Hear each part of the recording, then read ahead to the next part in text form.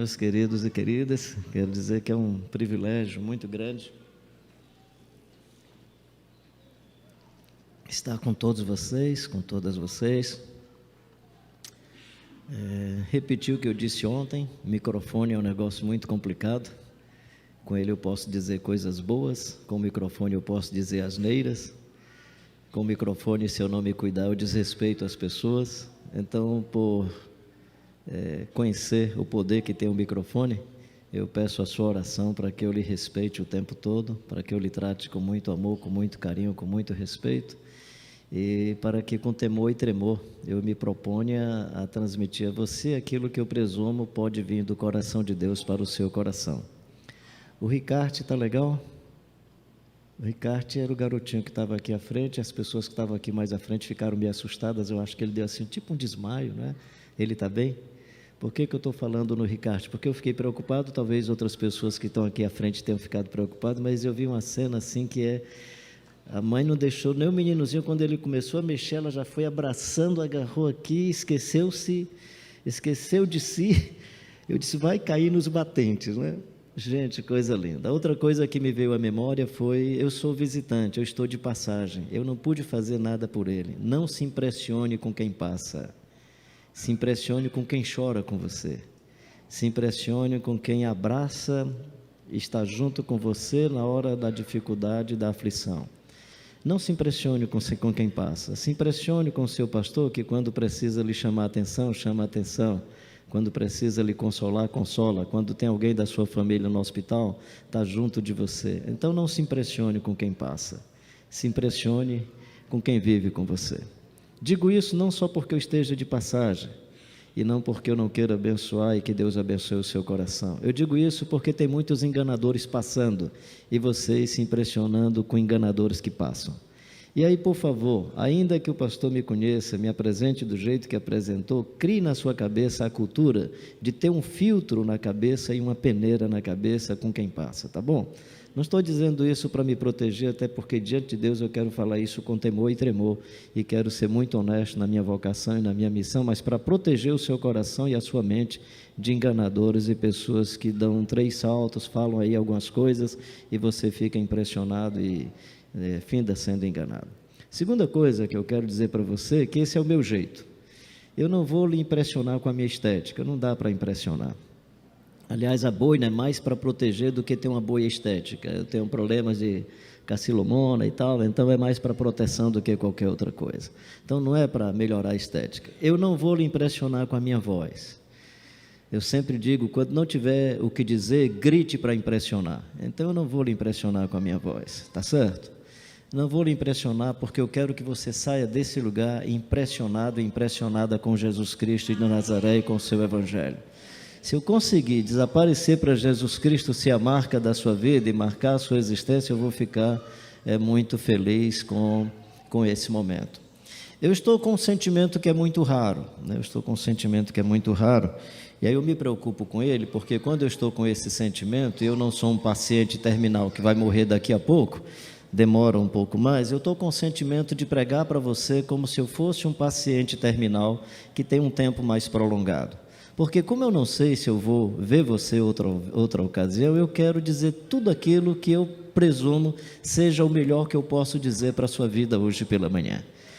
E aí eu vou me colocar com você hoje pela manhã como se eu fosse aqui um paciente terminal lúcido, mas que vai ficar vivo um pouco de tempo, aí vai demorar, gente. Era bom morrer logo, porque aí termina logo a mensagem, né? Então eu quero me colocar com você como se fosse a última vez que eu fosse falar o Evangelho para você, como se fosse a única chance. Então, sendo a última chance e a última vez, o que é que eu quero dizer para você, né?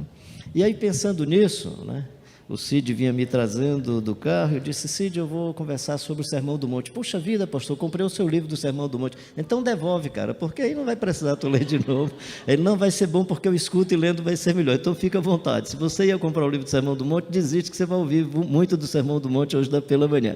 Ou então você diz, não, eu vou comprar porque eu vou aprofundar um pouco mais e vou ler um pouco mais. Eu quero conversar com você sobre o Sermão do Monte. Por que eu quero conversar sobre o Sermão do Monte? Porque é uma peça literária que eu a chamo de suprassumo do Evangelho. Ou seja, se nós queremos pegar o suprassumo do Evangelho, se nós pegarmos assim os narradores e fizermos assim uma prensa, né? E aí, no que diz respeito aos ensinos, eu acho que o Sermão do Monte é o suprassumo, né? É o suprassumo.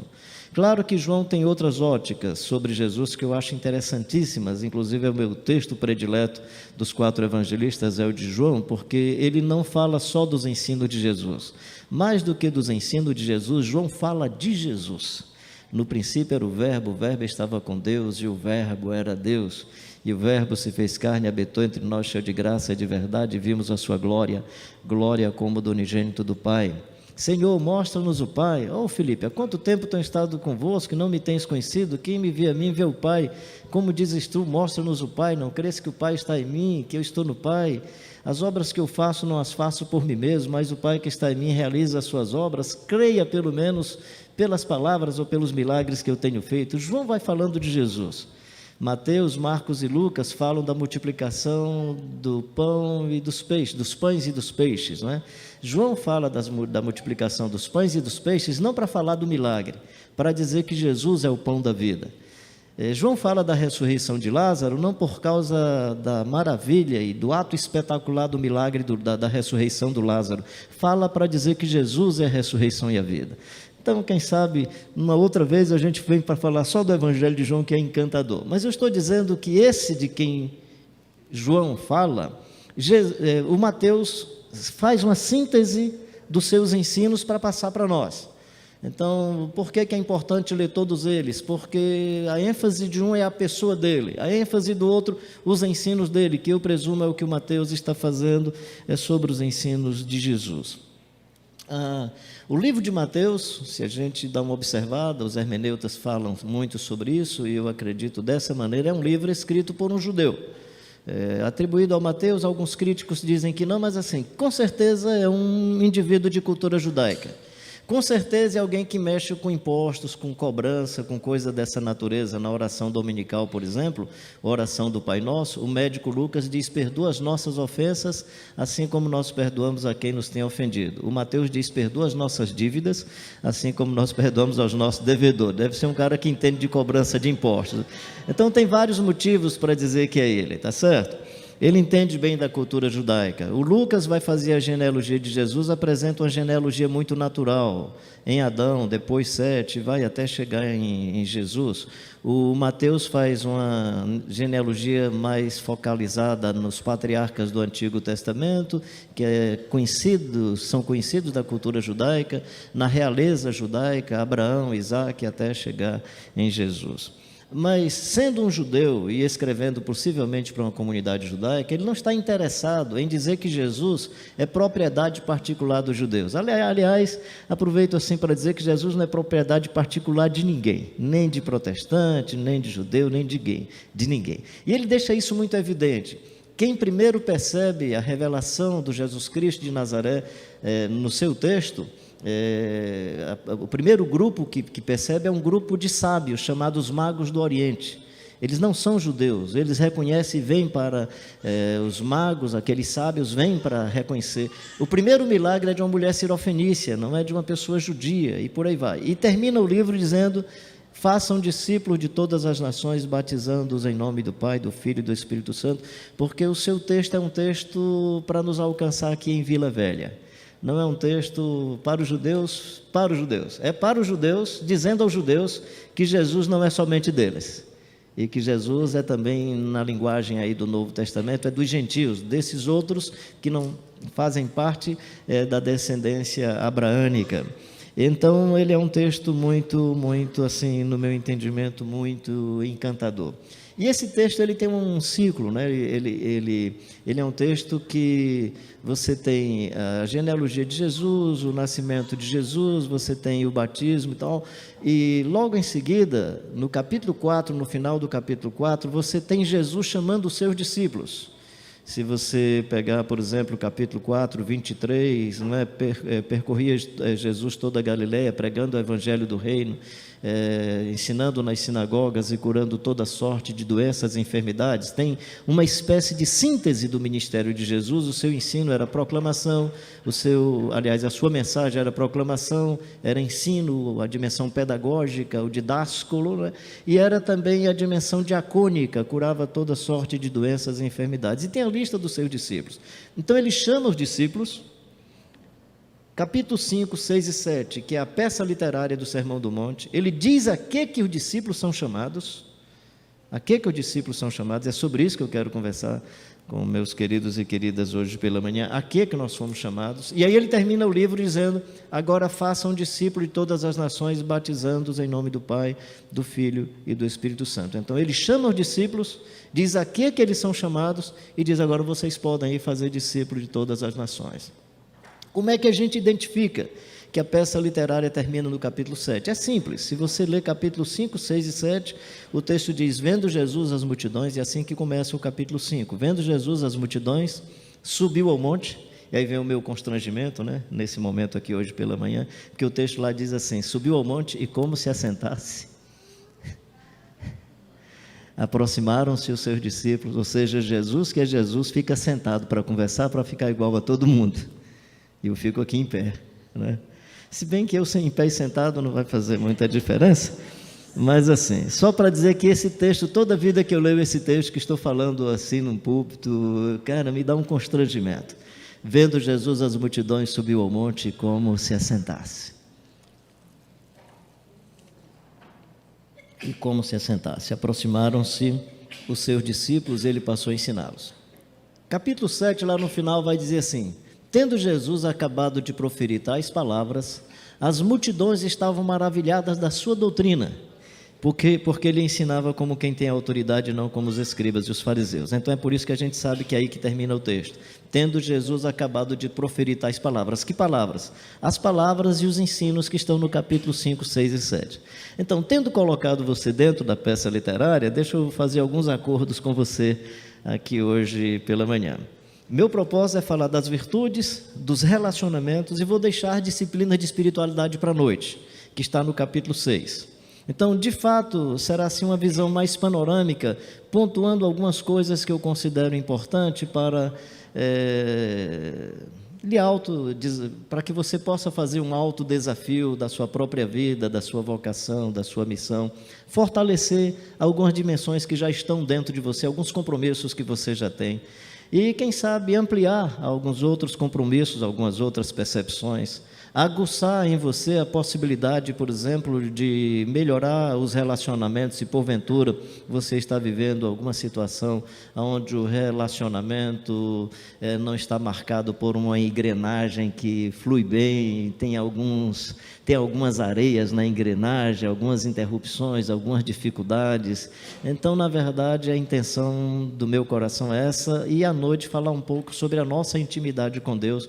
E aí eu vou pedir, se o grupo que cantou essa música aí do Jardim puder, à noite, a gente retomar, depois que eu falar dos espaços que são fora, e depois a gente entrar nesse jardim, no tameion, que é a palavra usada para quarto. Entra no teu quarto, e aí acho que a figura jardim ou a figura quarto bagunçado pode fazer sentido para nós à noite. Desculpa, pastor, já está mexendo aí na liturgia do culto, mas aí já pensou, não é? Tá vendo? Que expressão linda, né, gente? Bacana demais, eu acho isso encantador. A vida é um encanto. Bem, então veja bem, essa é a peça literária. E aí começa: vendo Jesus as multidões, subiu ao monte, como se assentasse, aproximaram-se os seus discípulos, e ele passou a ensiná-los, dizendo. E na peça você vai encontrar muitas frases do tipo: está escrito, eu porém vos digo. Está escrito, eu porém vos digo. Então imagina, alguém naquele contexto pode dizer assim: Moisés escreveu, mas eu digo o quê? Eu porém vos digo. Alguns não vão concordar comigo que algumas falas de Jesus são contraditórias ao que Moisés propôs, mas é assim que eu acredito, inclusive. Mas algumas não é uma contradição, é um aprofundamento. Eu porém vos digo, eu estou aprofundando o que foi escrito, eu estou aprofundando a dimensão mais radical, e quando eu estou falando de radical, não é no sentido de extremismo, é que a raiz é mais profunda, a raiz é pivotante. Ele diz assim: eu, porém, vos digo. O que ele diz tem uma raiz profunda.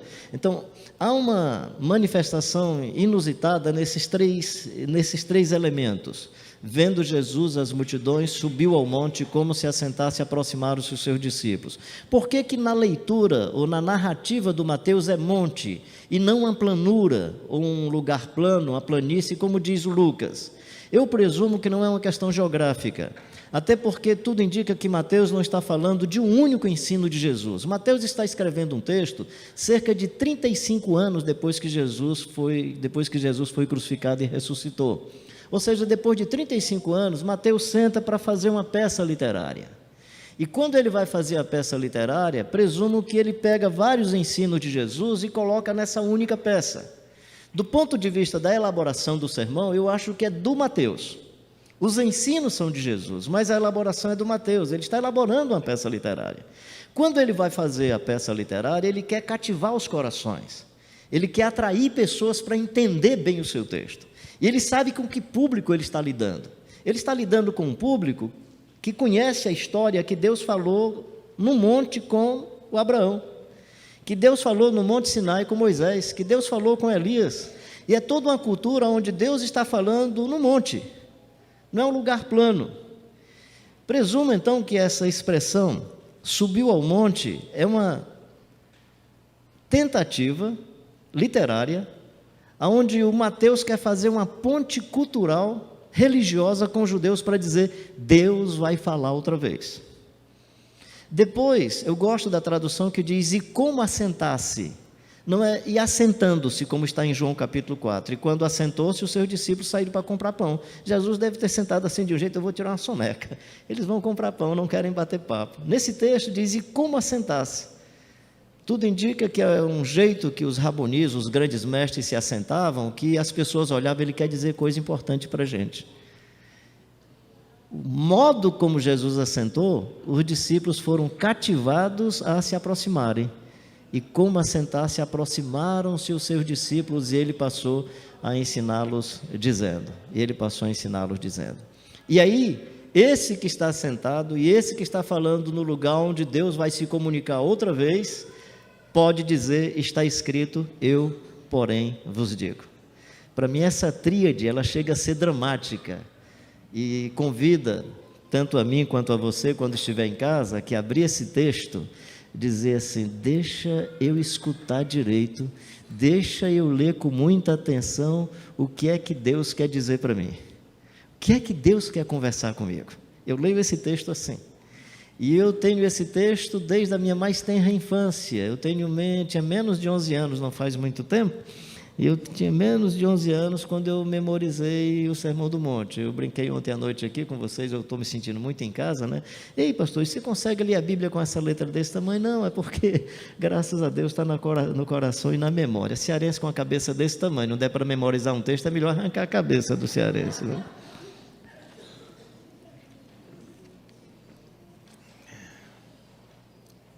Então, leia esse texto como quem quer degustar as verdades de Deus para a sua vida. Leia esse texto como quem quer abraçar a consolação de Deus nos seus momentos da mais dura e difícil aflição.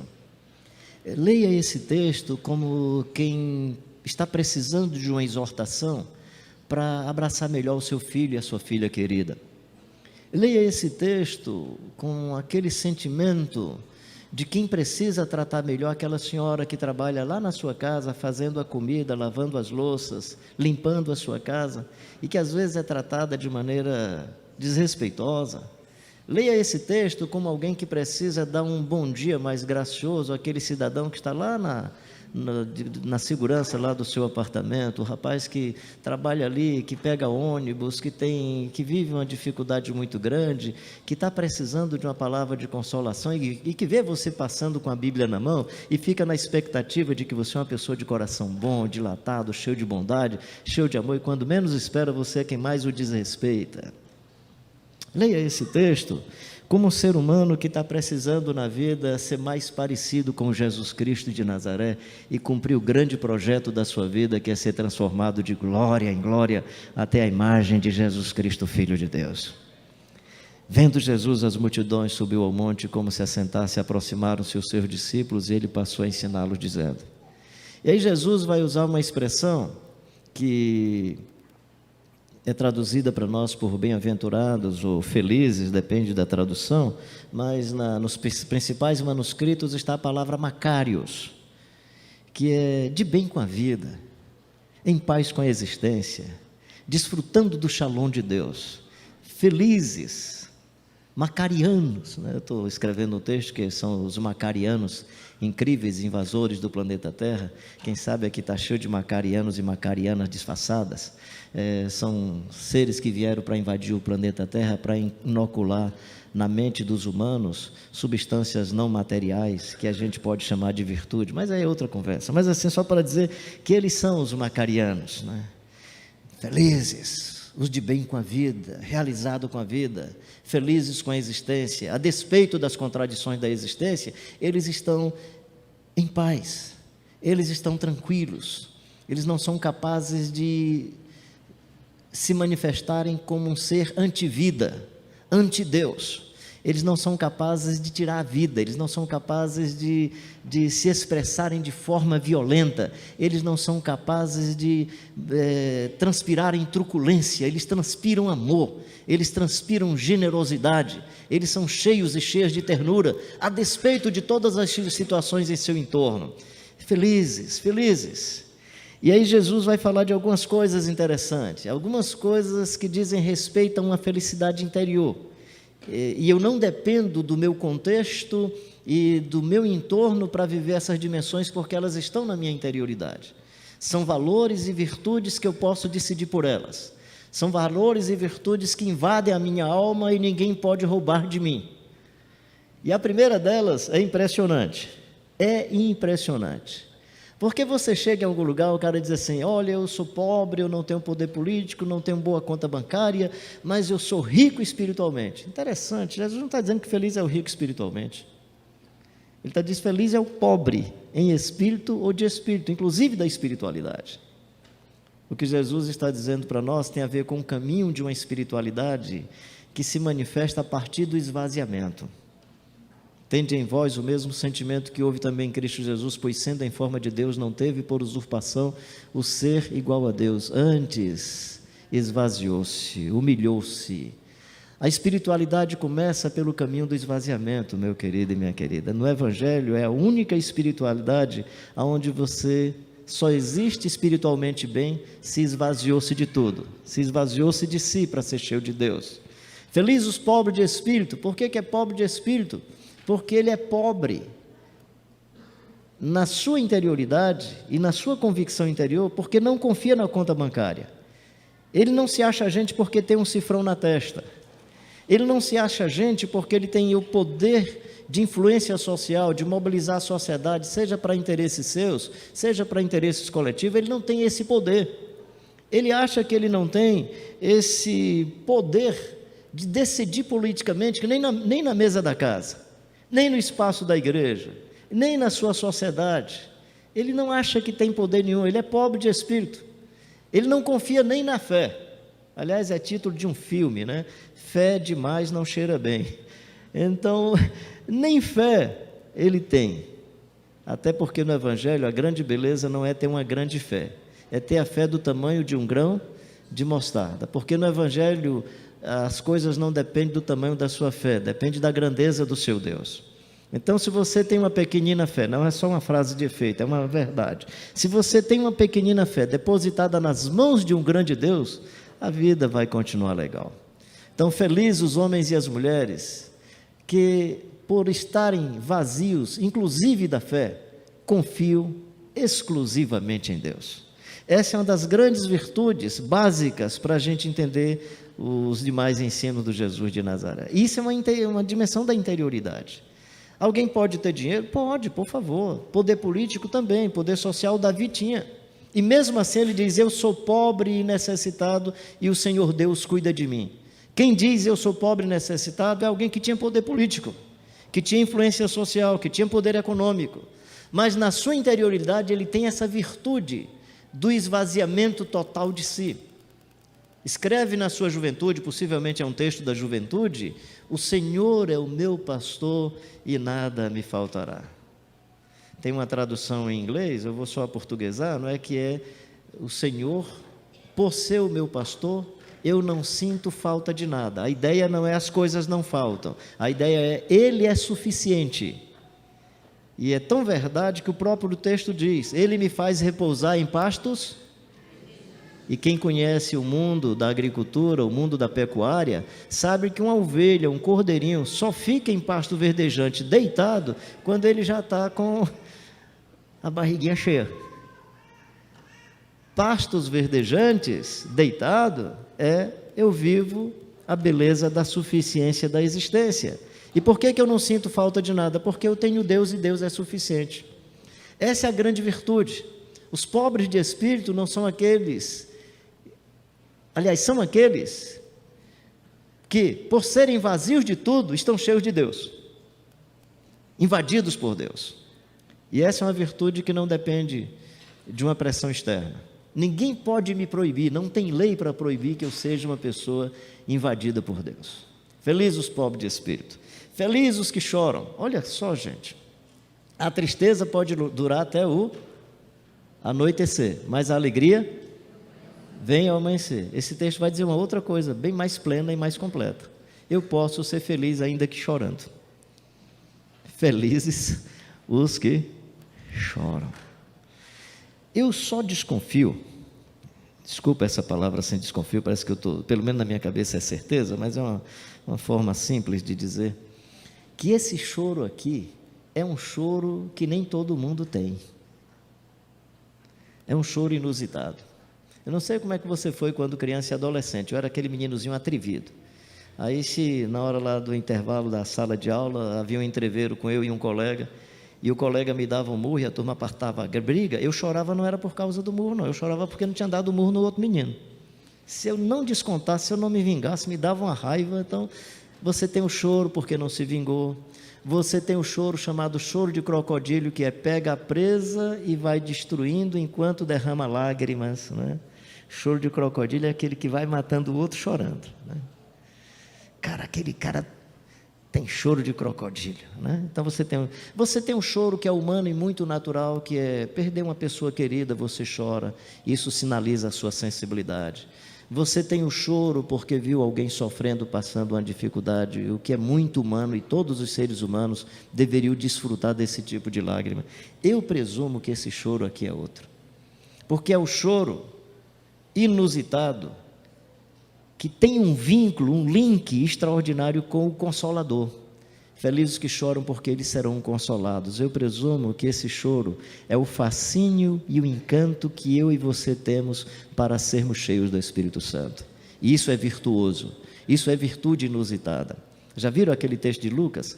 Pedi, pedi, dá-se-vos-á, batei, batei, abre-se-vos-á, buscai e acharei, porque todo que pede, recebe, todo que bate, abre-se-lhe-á, e todo que busca, tal. Qual é o pai que, se o filho pedir um pão, lhe dará uma pedra? Ou se lhe pedir um peixe, lhe dará uma serpente? Ou se lhe pedir um ovo, lhe dará um escorpião?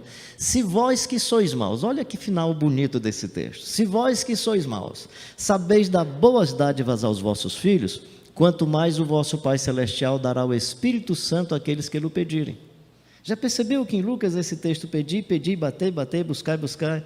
Não estou dizendo que você não ore pelo seu casamento, mas não é sobre casamento, não é sobre bens, não é sobre a casa que você quer morar, não é sobre emprego. Esse texto é sobre pedi, pedi, batei, batei, buscai, buscai a plenitude do Espírito Santo. Felizes os que choram, felizes esses que batem, que buscam, que têm esse fascínio e esse encantamento pela invasão de Deus na vida, pela invasão de Deus na vida. Um outro item que ainda diz respeito à interioridade é felizes os mansos. Gente, que coisa mais linda, felizes os mansos. Não é felizes os medrosos, é felizes os mansos. Os mansos são corajosos. Os mansos podem enfrentar a cruz, e os mansos sabem que ele tem poder para pedir fogo do céu para destruir os algozes, e eles não pedem fogo do céu para destruir os algozes. Eles não pedem. Os mansos podem orar pelos seus algozes, dizendo: Pai, perdoa-os, porque eles não sabem o que fazem.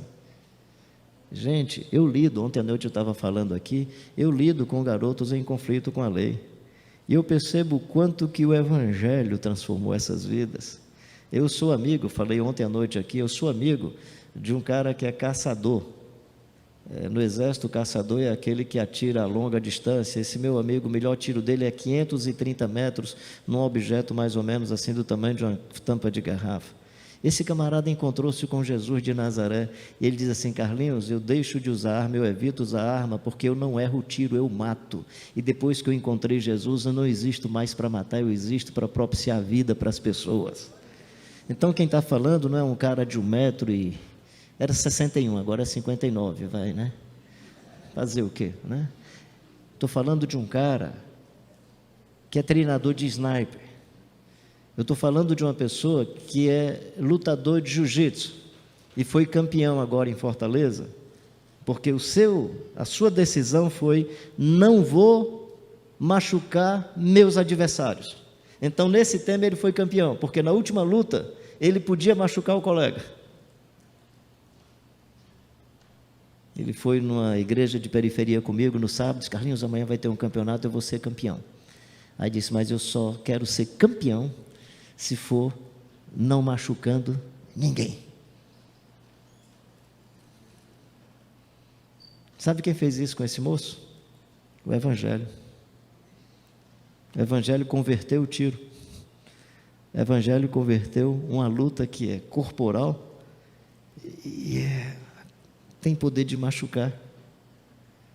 Felizes os mansos. Precisa ser muito corajoso para estar numa disputa e ter a probabilidade de ganhar a medalha, mas para não machucar, teve a coragem de não machucar. Precisa ser muito corajoso, ainda que é criticado pelos desportistas, pelos comentaristas do futebol no Brasil, aquele tipo de jogador que viu que o colega machucou, se fraturou a perna, e ele pode fazer o gol, mas ele prefere socorrer o colega. Claro que a torcida vai ficar chateada, mas precisa ter muita condição interior, muita coragem na interioridade para enfrentar essa torcida. Eu podia citar aqui os jogadores, no contexto brasileiro, que fizeram isso. Um do meu time, o Fortaleza, o melhor time do mundo. Aí é ilusão.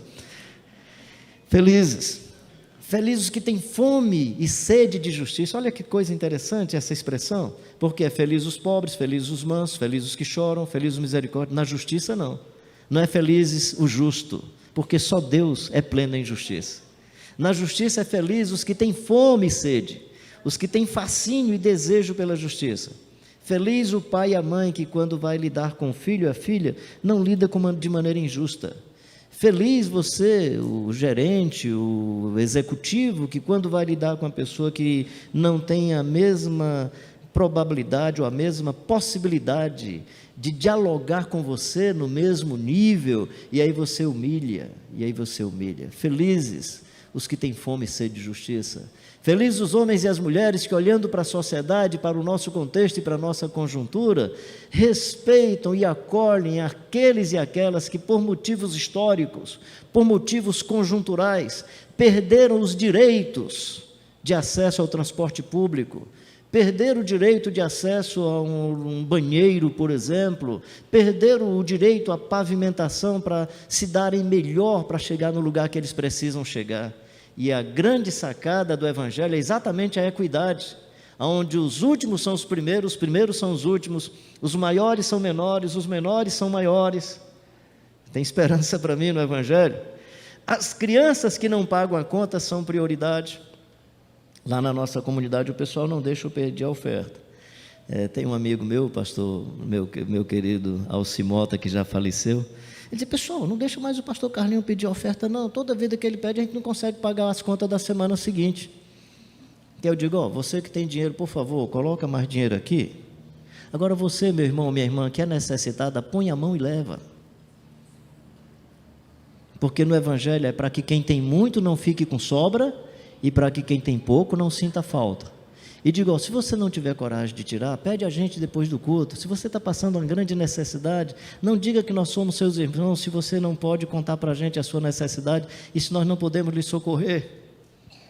Por que eu digo isso? Porque eu aprendi na minha infância, que Deus não tem conta bancária. Meu pai se converteu do catolicismo, era um católico praticante, veio para o mundo protestante e se tornou um católico, aliás, um protestante anticatólico. Aí eu me lembro, eu garoto, um dia de sábado de manhã, a gente na frente assim da nossa casa, tinha 2 pés de castanhola bonito, vem passando um senhor e diz, o senhor pode dar uma oferta para o santo? Aí disse lá o nome do santo. Aí meu pai disse, manda o santo passar que eu entrego diretamente para ele. Fiquei sem jeito, o cidadão foi, achei interessante, meu pai pastor, domingo seguinte meu pai está no culto, falando, aí chama o pessoal para a oferta. Irmãos, venham para entregar a oferta para Deus e tal, né? Terminou o culto, eu cheguei, pai, que hora Deus vai passar para levar o dinheiro dele? Meu pai levava muito a sério as coisas, respeita as coisas de Deus, menino, e tal. Eu fiquei caladinho, não disse nada. E essa história não saiu da minha cabeça. Minhas elaborações posteriores foram, as divindades eram diferentes, mas a lógica era a mesma. O máximo que Jesus diz é o que vocês fazem a esses pequeninos, aos que estão com fome e tal, é a mim que vocês estão fazendo. Deus não tem conta bancária, meu querido e minha querida. Nós podemos, de maneira responsável, aplicar bem as nossas ofertas para o reino de Deus e para o bem da vida, mas não esqueça, Deus não tem conta bancária. Aliás, aproveito aqui um parêntese para dizer sobre o louvor e a adoração. Quando nós adoramos, Deus não fica melhor. Quando nós adoramos, Deus não vai ficar mais feliz ou menos feliz, Deus vai ser sempre Deus. Quem melhora sou eu quando adoro a Deus. Eu é que me liberto. Quando eu digo que Deus é grandioso, quem está do meu lado é que vai aprender sobre Deus. Deus vai continuar sendo Deus. Às vezes nós adoramos, eu acho que na cabeça de algumas pessoas é mais ou menos assim, ó Deus, o Senhor é maravilhoso, aí fica esperando a frase, meu filho, eu estava tão deprimido hoje de manhã, mas depois dessas frases, minha autoestima melhorou tanto, eu estou tão bem agora, meu filho, puxa vida. Esquece, Deus é Deus, nem aumenta nem diminui quando eu ofereço ou quando não ofereço nada, eu é que mudo, eu é que tenho a chance de resgatar a minha dimensão antropológica, a minha dimensão humana, a minha raiz mais profunda de ser imagem e semelhança de Deus, ou seja, se eu fui feito à imagem e semelhança de Deus, fui maculado pelas maldades, pelas imperícias da vida, se eu fui maculado pelo pecado, quando eu me aproximo de Deus, eu de novo volto para o projeto inicial e posso melhorar. Então a adoração é uma chance de transformação da minha alma, do meu coração e da minha existência. Felizes os que buscam essa justiça do Deus da vida. É a justiça que vai para além da punição. Eu conversando com um professor de direito, ele me dizendo, Carlinhos, eu penso que essa história do preso ter direito ao sol, ter direito à alimentação, tem a ver com os lugares que conheceram algumas dimensões do Evangelho, especialmente aquela parte que diz, Deus faz nascer o sol e a chuva sobre os maus e os bons. Que coisa mais linda. Eu faço um trabalho que eu chamo de pastoral de consolação, com pais e mães que tiveram seus filhos e filhas precocemente perdidos pelo mundo da violência. Então, nesse contexto lá de Fortaleza, numa segunda-feira eu estava numa reunião com vários pais, um pai e várias mães que tinham perdido esses filhos e filhas. Eu lembro de um pastor que o filho foi assassinado com 14 anos de idade, o menino tinha 12 anos, 11 anos, participando de escola dominical, numa igreja da periferia, e ele percebeu que o menino estava ficando violento, e aí foi quando ele se deu conta que o garoto estava sendo cooptado por uma facção, entrou nesse mundo da violência, morreu muito precocemente, e cada mãe contava a sua história. Foi muito choro. Eu lembro que naquela manhã o meu sentimento foi, vamos nos ajoelhar, e simplesmente expressar, Deus meu, por que nos desamparastes? E aí dissemos um bom momento, Deus meu, por que nos desamparastes e tal, foi o sentimento da ocasião. O fato é que depois vamos orar em grupo de 2 ou 3, ora um pelo outro e tal, vamos dividindo assim as pessoas, e fomos dividindo, e sem me dar conta, porque não conhecia as 2 senhoras, Elas estavam assim do lado e chorando muito as duas. Eu fui me aproximando para ver se levava alguma palavra de consolação. Estava orando, uma pela outra, a mãe do rapaz que tinha matado o filho da outra. E só mãe talvez vai entender a frase daquela mãe. A mãe que o filho morreu dizia assim: minha querida, deixa eu orar primeiro por você, porque como mãe, eu sei que deve ser mais duro ser mãe de quem mata do que mãe de quem morre. Ela não falou isso assim, querendo agredir, ela falou com um sentimento de misericórdia, de bondade. Eram as duas conversando, eu imaginando a Maria, mãe de Jesus, visitando a mãe do Judas. Eu disse: gente, é possível que na semana seguinte a Maria tenha ido visitar a mãe do Judas. Quem sabe ficou bem assim, calvinista, estava predestinada, fica tranquilo, não sei o quê, né? Deve ter arranjado um argumento para consolar a mãe do Judas, né? O que é que eu estou querendo dizer para você? Que quando a lide é um crime, essa lide passa a ser do Estado. Olha que coisa interessante do Evangelho. Por isso que a justiça do Evangelho é mais do que a punição. Ainda que aquelas duas mães se reconciliem, passem a amar inclusive o filho que matou e tal, e queira fazer alguma coisa por ele, visitá-lo. Sabe por que isso está acontecendo? Porque a justiça do Evangelho vai para além da punição. Amplia a possibilidade de reconciliação.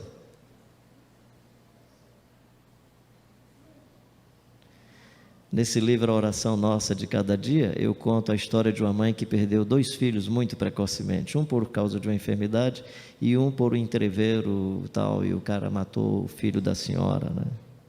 E um dia ela liga: olha, meu filho, a minha dor é muito grande pelo que você fez. Eu perdi meu filho, mas quem sabe, meu filho era uma pessoa maravilhosa, uma pessoa encantadora. Se você quiser um dia ser igual ao meu filho, quem sabe você vai substituir a ausência que eu sinto do meu filho.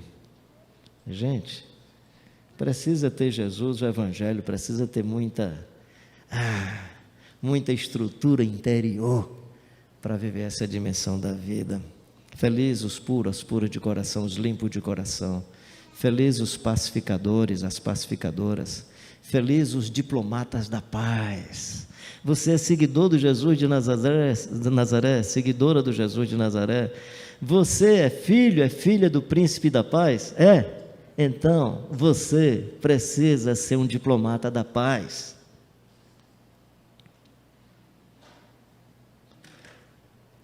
Você já viu como nós estamos num mundo marcado pela violência, pela banalização da vida? Violência no trânsito, violência nos esportes, violência na música, violência em várias linguagens. Você vem para a igreja, não, na igreja a gente vai falar, sabe? Aí você chega, o pessoal está cantando: peguei meus inimigos e os atravessei, né? Posso pisar numa tropa e saltar a muralha, que é legal para você cantar no presídio, que os caras estão doidos para pisar na tropa e saltar a muralha, né? Vai lá, todo mundo vai se converter, todo mundo. É esse Jesus que me ajuda a pisar na tropa e saltar a muralha.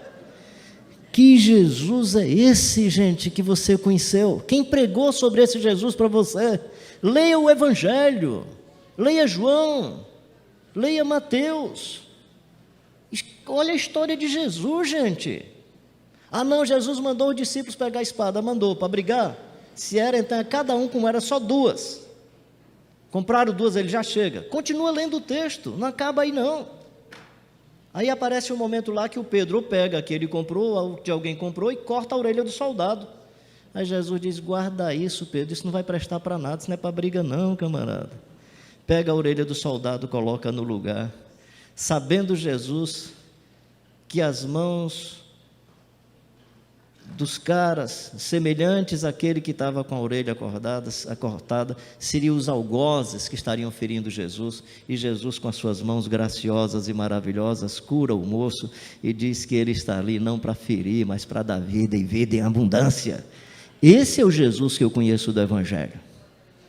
Felizes os pacificadores. Vivi em país em guerra, meu querido, Eu tinha que dialogar com os generais dos dois grupos, porque quando a gente ia levar alimento para as famílias que estavam passando necessidade e fome, o grupo achava que a gente estava ajudando um lado. Aí a gente tinha que fazer negociações diplomáticas para dizer, vem cá, mas onde é que vocês têm um grupo também? Onde é que tem outro grupo? Para tentar atender essas necessidades, essas demandas da vida, porque o propósito da gente, como seguidor do Jesus de Nazaré, enquanto passavam GMC e carros carregados de armas, eu tinha o maior prazer de estar ali sentado com o cara aqui do lado numa carreta levando comida no meio da guerra. Sabe por quê? Porque eu gosto, porque eu sou bonzinho demais. Eu faço isso porque o Jesus de Nazaré atrapalhou minha vida. Eu queria estar com a minha esposa e meus filhos em casa. Jesus me atrapalha e me manda lá para a guerra. Negócio mais estranho, cara. Tu pensa que eu não tenho vontade de dar um bico na canela do cara quando eu tenho raiva? Eu sei, de punho direito, bater na ponta do queixo. E de baixo para cima, fazendo uma curva na cintura, assim, pega pesado. Um Mike Tyson seria 100 e tantos quilos de... Né? O meu é só 70 no máximo, mas porque é o peso do corpo, da força do braço e o giro, o movimento. Mas sabe quem é que me atrapalha? Jesus. Eu fico com má vontade. Você pensa... Eu sou de vertente pentecostal, viu, gente? Esse meu jeito assim, mas eu sou de... Interessante isso, né? Nem dá salto, não dá uma aleluia, como é que pode? Mas assim, você pensa que eu não sei abençoar um copo com água? Sei. Você pensa que eu não sei abençoar um sabonete, um sal qualquer? Nunca fiz isso, mas sei. E saberia criar assim um cenário que no seu imaginário aquele sabonete ficou poderoso e se você tomar banho com ele, o demônio não vai entrar pelos poros do seu corpo.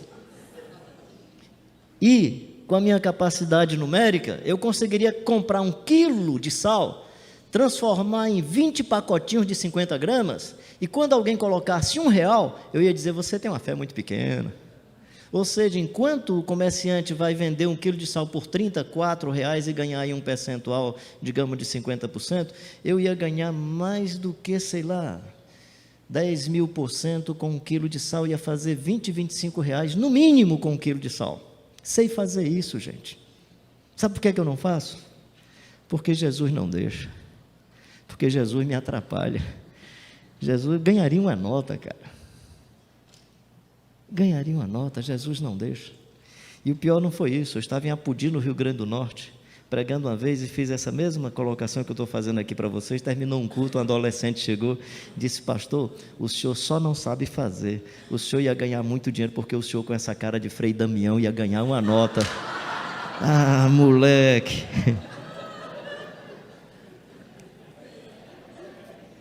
Ah, acaba legal. O Evangelho faz você ser limpo de coração. E eu não sou tão limpo assim, mas assim, eu pelo menos tenho um mínimo de percepção e de discernimento, quando que as maldades chegam dentro de mim, eu posso... Você pensa que com essa vivência toda, eu não tenho aquela frase que pode machucar seu coração? Que no momento de entrever eu posso dizer de um jeito que eu me saio bem e deixo você arrebentado? Tem gente que tem uma habilidade extraordinária para isso. O Evangelho não deixa eu fazer isso. Felizes os limpos de coração, os pacificadores, as pacificadoras, os que têm fome e sede de justiça. Aí você diz, deve ser muito legal isso no Evangelho. Sabe o que é que vai dar para você? Perseguição. Perseguição. Legal, cara.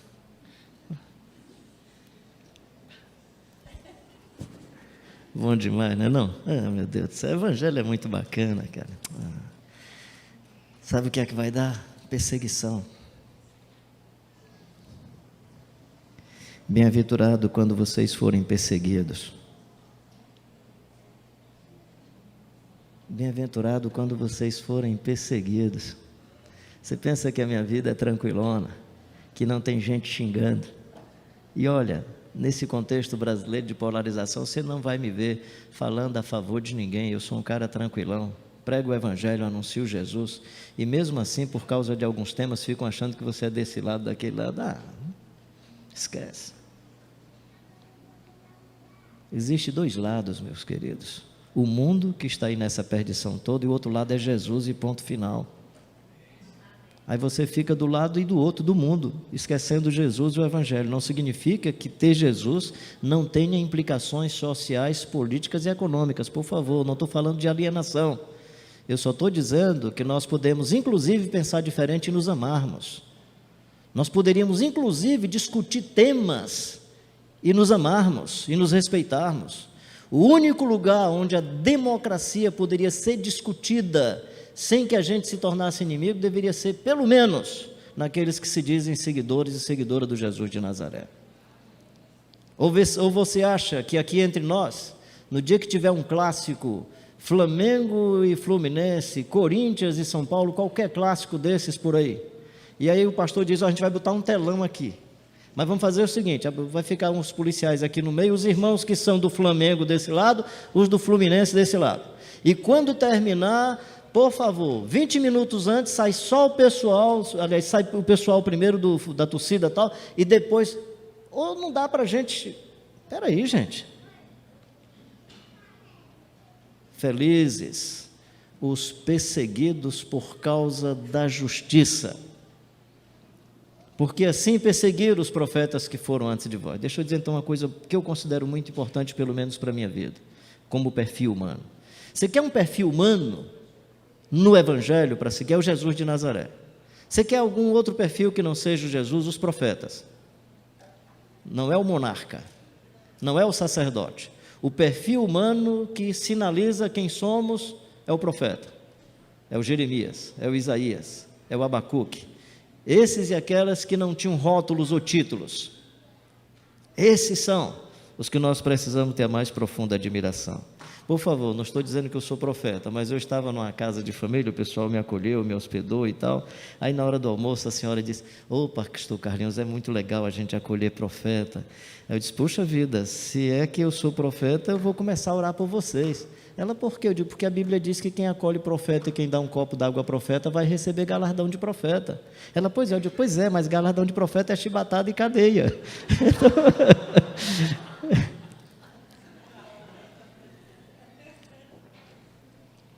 pega na história bíblica. Como é que foi a vida do Jeremias? Põe o Jeremias aqui para cantar para a gente.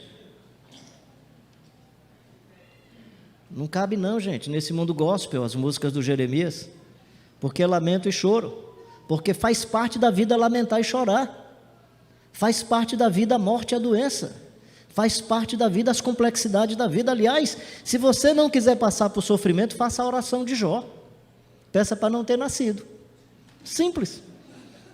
Senhor, eu queria não ter nascido para sofrer desse jeito, mas já nasceu, rapaz, que vai dizer o quê?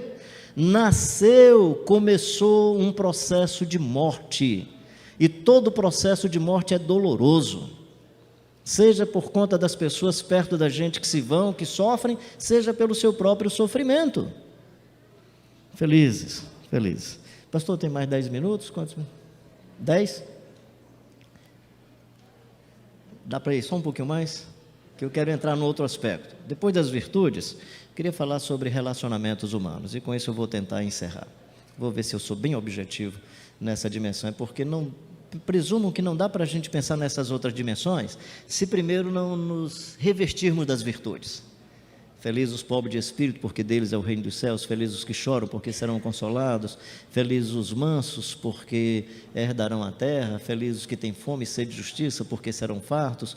Felizes os misericordiosos, porque alcançarão misericórdia. Felizes os limpos de coração, porque verão a Deus. Felizes os pacificadores, as pacificadoras, porque serão chamadas filhos de Deus. Felizes os perseguidos por causa da justiça, porque desfrutarão do reino de Deus. E aí vocês serão felizes, como foram felizes também os profetas que viveram antes de vós ou de vocês. Felizes. Lá mais adiante, Jesus vai falar assim: se você sem motivo se encolerizar contra o irmão, olha só, como é que eu sem motivo fico com raiva de alguém? Parece uma pessoa na igreja que eu não gosto do jeito do cabelo, do jeitão de andar. Ele não fez nada comigo, mas eu não gosto. Aí eu começo sem motivo ter raiva da pessoa. Ele não me fez nada. É uma pessoa muito calada, eu fico com raiva porque é calado. Tinha uma senhora que não gostava de um senhor lá da nossa comunidade, porque ele sentava e ficava balançando a perna. Tu viu? Ele fica balançando a perna. E lá em casa eu tenho um poço, uma cacimba, né, que a água é puxada pelo motor para aguar as plantas. Eu tenho a água que vem do saneamento e tal, mas eu tenho água que é local. E toda vida que eu vejo aquele irmãozinho balançando a água, fica, rapaz, se ele pudesse ir lá para casa, eu ia amarrar ali, né, ia puxar água. Eu pensando, achando legal, e ela com raiva do irmão. E eu, caramba, eu faria uma adaptação, criava aí Se você, sem motivo, se encoleriza. Olha como é que Jesus... Presta atenção, por favor. Isso não é a sua atenção, desculpa. Vou ver se eu me comunico bem para alcançar aí a sua mente, o seu coração. Jesus começa dizendo assim: está escrito, não matarás. Puxa, essa é uma frase séria. Não mata. Porém, se você, sem motivo, se encoleriza contra seu irmão, sua irmã, tem raiva do seu irmão, sua irmã, a expressão lá é raca, chama-o de raca, né, que é uma expressão pejorativa, né? Você já é digno de juízo. Ora, por que eu sou digno de juízo se eu não esfaqueei, se eu não matei, se eu não atirei? Por que eu sou digno de juízo? Sabe por quê? Porque você não está matando o outro. Se você sem motivo se encoleriza, é porque você está matando o ser que Jesus ama tanto, que é você. Se eu, quando sem motivo me encolerizo contra alguém, eu estou banalizando a vida. Eu só banalizo a vida quando ela foi banalizada dentro de mim. O que Jesus está dizendo é: cuida da alma e do coração para que você não se auto-assassine. Não permita que as amarguras da vida, que as imperícias de outros, que as falhas que outros cometeram com você, tire de você a beleza da adolescente que você era.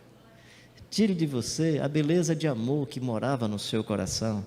Não permita que um relacionamento truculento, uma convivência cultural familiar, que foi gerando maldade, daqui a pouco destrua a vida linda e preciosa que estava dentro da sua alma e do seu coração, esse substrato de Deus que viveu em você a vida toda, que as maldades estão maculando e destruindo. O que Jesus está dizendo é: você está assassinando, não o outro, você está se auto-assassinando. Então, nos relacionamentos, eu quero lhe animar primeiro a cuidar da sua interioridade, cuidar do seu coração. Não se permita ser um ser humano que vai se matando aos poucos, que vai se amargurando, que vai se autodestruindo, né? Transforma as experiências agridoces da vida em momentos encantadores. Eu acho lindo aquele texto lá do João, o capítulo 19 do Evangelho de João, porque em todos os textos dos evangelistas, o lugar que Jesus morreu é Calvário. O João começa dizendo que Jesus foi para o Calvário, mas ele não consegue terminar dizendo que o lugar é Calvário, por causa de uma mulher com sensibilidade profunda, que leva perfume, que conhece flores de jardim, que percebe o jardineiro. Aí ela viu um moço, pensando que fosse o jardineiro, começou a conversar com o moço. Aí o João diz assim: no lugar onde Jesus fora crucificado, havia um jardim, e nele um sepulcro novo. A Maria Madalena inventou o jardim? Não, o jardim estava presente na dor, no sofrimento, no Calvário. É que a gente fica tão focado na atrocidade, na tragédia, que a gente não percebe a beleza do jardim. Tinha jardim, gente, e a Maria Madalena viu. E aí, como a Maria da Madalena viu o jardim está aí. Você já viu?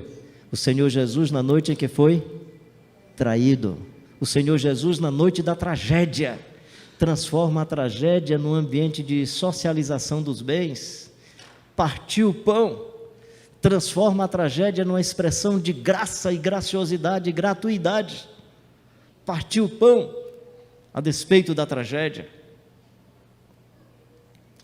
Cura a alma, relacione-se bem com você, meu querido e minha querida, goste desse ser humano que é você, uma composição genética inusitada, não existente em nenhum lugar do mundo, em nenhuma época. Você é para mim a única comunicação de Deus, a única expressão de Deus do jeito que você é. Eu tenho uma vantagem aqui em relação a vocês hoje pela manhã, é que você está vendo aqui só 3 no máximo comunicação de Deus. um pensador alemão chamado Anselmo Green, ele disse que todos nós somos como uma única e peculiar comunicação de Deus para a nossa geração. Eu estou vendo aqui muitas formas de expressão da comunicação de Deus, que Paulo chama de multiforme sabedoria de Deus na comunidade.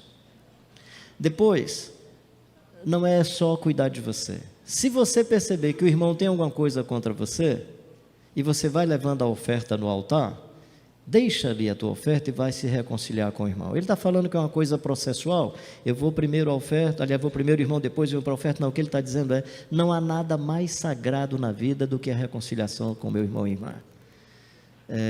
Se para eles o gesto mais importante, mais sacramental era levar a oferta, digamos que o nosso seja a ceia. O que Jesus está dizendo é, não, deixa o pão aí, o vinho, não, o que Jesus está dizendo é, não esqueça que a coisa mais importante nesse aspecto é a sua relação com a sua esposa, com o seu esposo, com o seu filho, com a sua filha, os irmãos entre si, as pessoas que você considera pessoas relevantes e importantes para a vida. Busca reconciliação, abraça, mantém o afeto e o carinho. Mas aí tem um outro tipo de ser humano que não é esse que está bem perto, é o opositor, o inimigo, a pessoa que quis levar seu marido, o cara que quis levar sua esposa, que prejudicou você com seus bens. Que coisa mais interessante. Em referindo-se aos bens, aí Jesus diz assim, negocia com ele no caminho, antes que isso vá para a mão do juiz, e você perca até o seu último centavo. Então, com você, cuida da interioridade do coração. Com os nossos irmãos, vamos buscar reconciliação.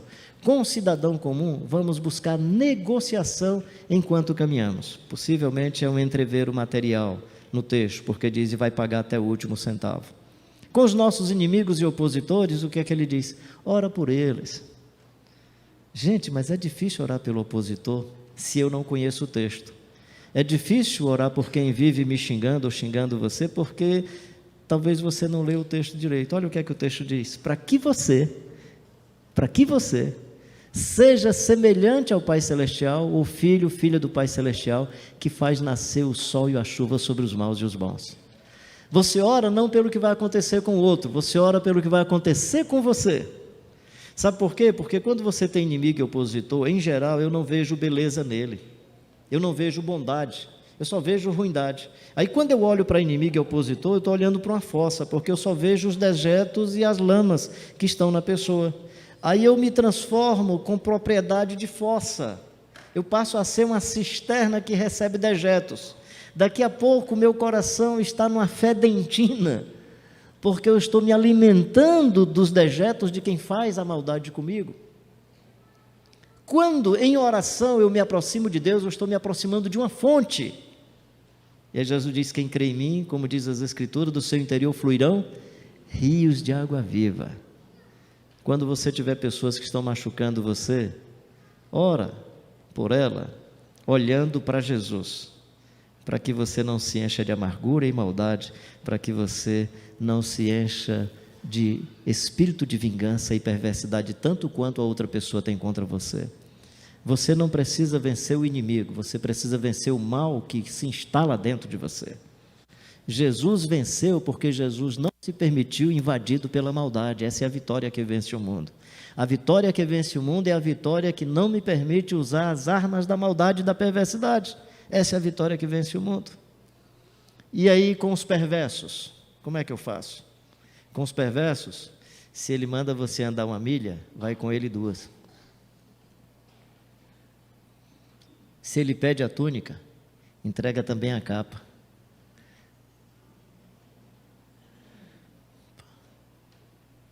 Uma vez eu liderei um assalto. Eu vinha com a minha família, era um período entre Natal e fim de ano, meu filho tinha trazido meu filho do hospital, tinha feito uma cirurgia no joelho, minha filha atrás, uma outra pessoa. Aí eu vou passando, rua meio escura, pai, para. Eu pensei que era um cara embriagado assim no meio do asfalto, vi mais 2. Era na verdade um cara armado no meio do asfalto. Pai, é um assalto, pai, é um assalto. Eu fui, parei o carro. O cara chegou do lado assim, me parecia alguém acostumado a fazer assalto pela postura, a abordagem e tal. Eu disse, calma, camarada, não vai acontecer. O que é que você quer? Você quer o carro? Você quer os bens? O que é que você quer? Vai pegando tudo aí, gritando. Cara, deixa eu só te falar, eu sou um cara tranquilo. baixa o bico dessa arma aí, cara, baixa aí essa arma, que você vai atirar na gente sem necessidade. Aí ele começou a baixar. Quando eu comecei a dizer as coisas e ele obedeceu, eu digo, estou liderando o assalto. Estou liderando o assalto. Isso me aconteceu uma vez também em Angola, de um cara que pôs uma arma de 2 canos. Eu, graças a Deus, entendo pouco de arma. Eu sei que ela tinha 2 canos. Eu sei que depois de algumas conversas eu disse, dá para tirar daqui da minha testa, cara? Aí ele, primo, aí eu comecei a liderar o cara e tal. Então assim, enquanto você puder, vai com ele 2 milhas. Não estou dizendo que toda situação vai ser assim. Eu acho que tem situação. O que Jesus está dizendo é assim, se ele põe a arma na cabeça e diz, entrega a túnica, você dá também a capa. Entrega o carro, inclusive o tablet, meu amigo, que eu acabei de comprar. Entrega a moto e o capacete, porque, meu querido e minha querida, a sua vida não tem preço. E a sua vida vale muito mais do que os seus bens. O que Jesus está dizendo é, diante dos perversos, tenham cautela. Com você, cuida da interioridade do coração. Com o irmão que você percebeu que tem um distanciamento, busca reconciliação. Com um cidadão qualquer, busca negociação. Com os inimigos e opositores, intercessão. Com o perverso, cautela. Cautela. Cautela. Cautela. Gente, esse é o Sermão do Monte. A gente vai ouvir mais sobre ele hoje à noite no capítulo 6, se você quiser em casa dar uma lida no capítulo 6, eu não vou discorrer todo o capítulo 6. Eu vou falar sobre o Tameion, que é esse espaço bagunçado da alma, cheio de cacarecos, que Jesus diz, eu já estou aí, você é que faz tempo que não vem. Entra nesse espaço, fecha a porta, que é traduzido para quarto, na verdade, não é o quarto, a geografia do carro. Da casa, é a geopolítica da alma, é o centro da interioridade, onde Deus já se faz presente, e eu preciso simplesmente adentrar nesse espaço. Seguir a Jesus é para mim o desafio mais encantador da existência.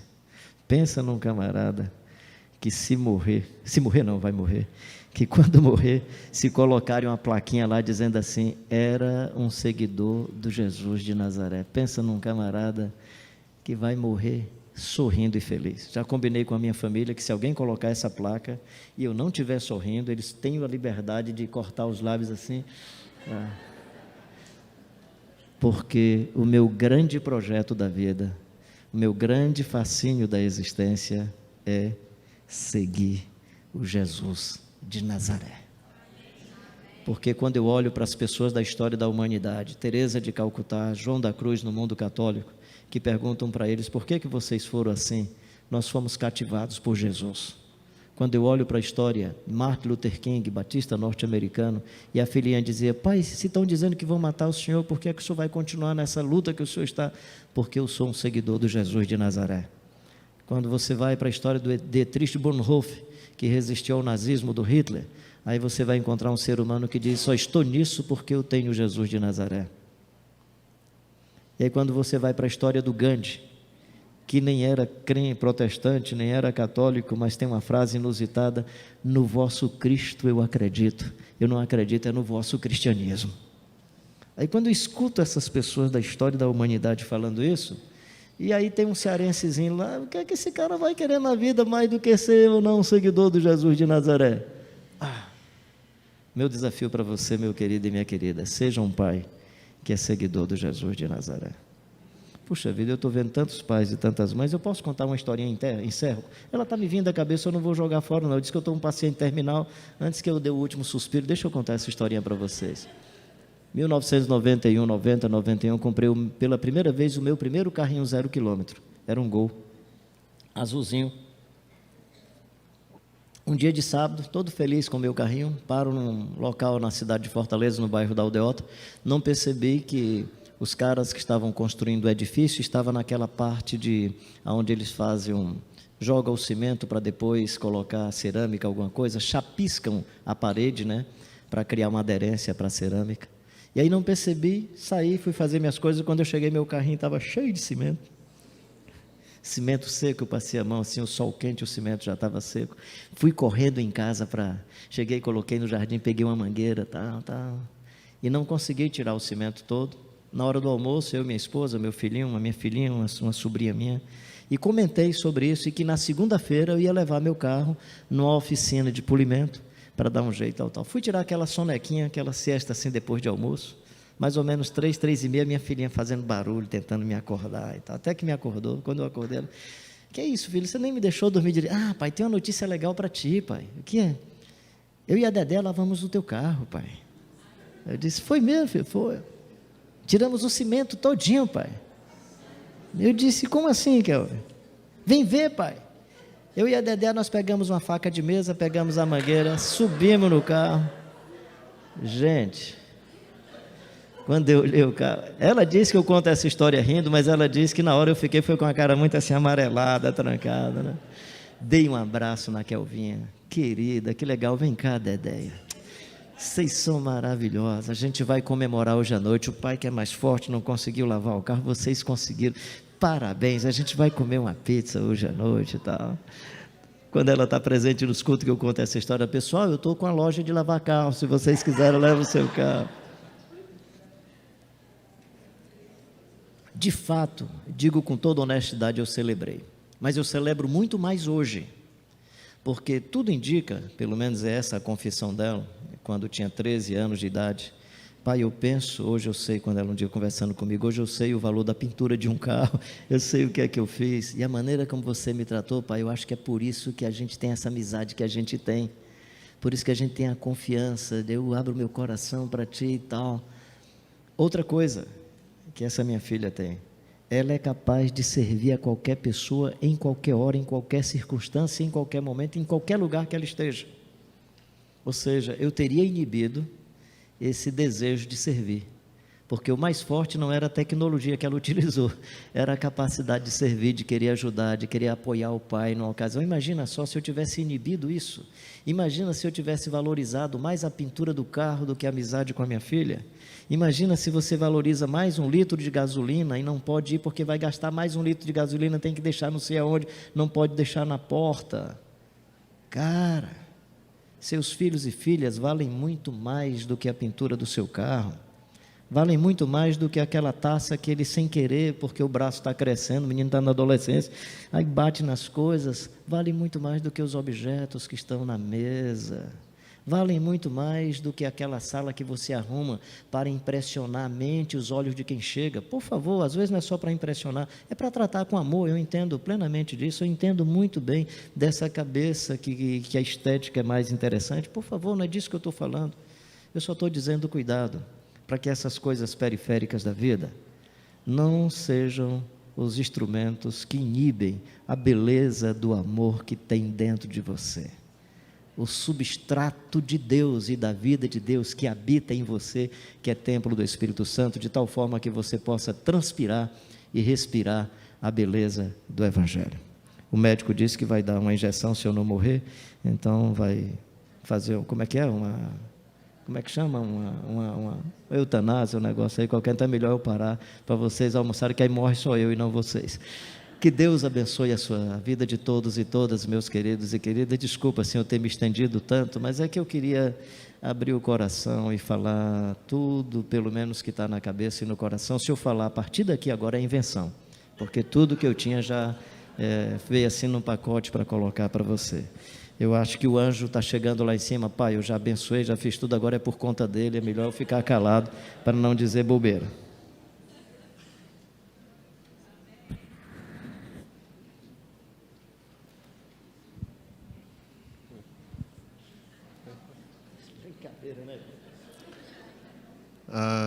Tem algumas coisas que a gente vive na vida que a gente diz assim: como é que vai ser daqui para frente, né?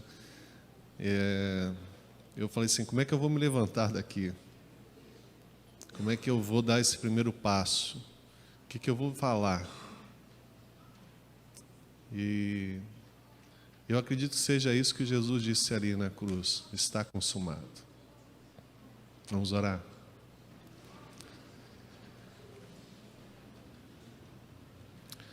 Essa expressão, Senhor, uma missão foi cumprida. Essa expressão, está consumada, foi tudo quanto o Senhor esperava da vida e de tudo quanto Ele compreendeu e aplicou na sua missão aqui na terra como filho enviado, encarnado na plenitude do teu amor. Nós ouvimos mais uma vez nitidamente a tua palavra. Estamos constrangidos. Não apenas para o próximo passo, mas para a próxima palavra, para o próximo pensamento, para a próxima decisão. Seria mais confortável estender o tempo aqui e ficar pensando, digerindo esse negócio, que é o Sermão do Monte, que é a nossa vida, que é a espiritualidade, que é a transformação social que devemos embutir como consequência do Senhor plenamente em nós. Mas nós temos que viver, e a extensão da nossa vida é para a glória do Senhor. Obrigado por tudo que vivemos aqui nesta manhã. E ajude-nos, Pai, a dar o próximo passo, a dar a próxima palavra, a estabelecer a próxima decisão. Vazio de nós mesmos e cheios do Senhor. Cumpre em nós o teu querer. É a nossa oração. Como filhos do Senhor, queremos nos sentir assim no final dessa manhã, deste culto, como filhos do Senhor. Queremos sair daqui nessa manhã como filhos do Senhor, para que desta consciência a aplicação e a referência sejam de que o Senhor está onde nós vamos estar. O Senhor vai falar o que nós vamos falar. O Senhor vai ser glorificado, porque as pessoas não vão simplesmente nos ver, vão ver o Senhor em nós e a partir de nós. Receba a nossa gratidão, nosso louvor nesta manhã, a extensão desse dia, para aquilo que vamos continuar vivendo e cultuando o Senhor, daqui para toda a eternidade. Obrigado por cada pessoa que aqui está, por cada pessoa que nos acompanha pelo YouTube, que em nome de Jesus esse dia se torne muito especial, pelas respostas que daremos às perguntas que nós mesmos nesta manhã formulamos, e que talvez uma delas, e daí? Do que ouvimos, do que sentimos, do que entendemos ser de Deus, e daí? O que é que nós vamos fazer com tudo isso? Que em nome de Jesus, estas e tantas outras perguntas sejam respondidas a partir da nossa alma e para aquilo que envolve todo o nosso futuro, aqui na terra e para sempre no céu com o Senhor. É a nossa oração, no nome de Jesus. Amém. Amém.